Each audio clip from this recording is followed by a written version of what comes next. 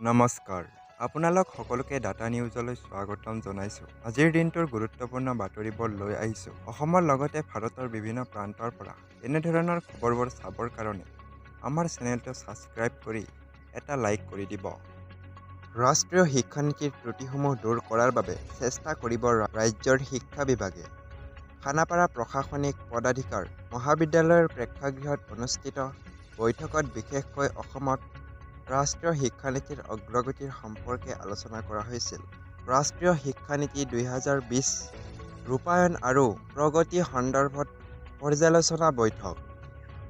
খানাপাৰা প্ৰশাসনিক পদাধিকাৰী মহাবিদ্যালয়ৰ প্ৰেক্ষাগৃহত অনুষ্ঠিত বৈঠকত বিশেষকৈ অসমত ৰাষ্ট্ৰীয় শিক্ষানীতি অগ্ৰসৰ সম্পৰ্কে আলোচনা কৰা হয়। চলিত ২০২৪ বৰ্ষত প্ৰথমবাৰৰ বাবে অসমলৈ আহিব দেশৰ প্ৰধানমন্ত্ৰী নৰেন্দ্ৰ মোদী। দুদিনীয়া ভ্ৰমণসূচী কাৰ্যসূচীৰে প্ৰধানমন্ত্ৰী নৰেন্দ্ৰ মোদী আহিব অসমলৈ। প্ৰধানমন্ত্ৰী মোদীৰ ভ্ৰমণ কাৰ্যসূচীক লৈ ইতিমধ্যে দিল্লীত উপস্থিত হৈছে ৰাজ্যৰ মুখ্যমন্ত্ৰী ডক্টৰ হিমন্ত বিশ্ব শৰ্মা আৰু ৰাজ্যিক বিজেপিৰ সভাপতি। সম্পূৰ্ণ চৰকাৰী কাৰ্যসূচী অসমলৈ আহিব দেশৰ প্ৰধানমন্ত্ৰীগৰাকী। আজিৰ পৰা ৰাজ্যত ৰন্ধন গেছ নাটনি হোৱাৰ সম্ভাৱনা আছে। উত্তৰ-পূবৰ ৭টা LPG প্ৰকল্পৰ পৰিবহণ সেৱা বন্ধ কৰা হৈছে। IOCL কৰ্তৃপক্ষই পৰিবহণকাৰী প্ৰবঞ্চনা কৰাৰ অভিযোগত পৰিবহণ সেৱা বন্ধ কৰা হৈছে।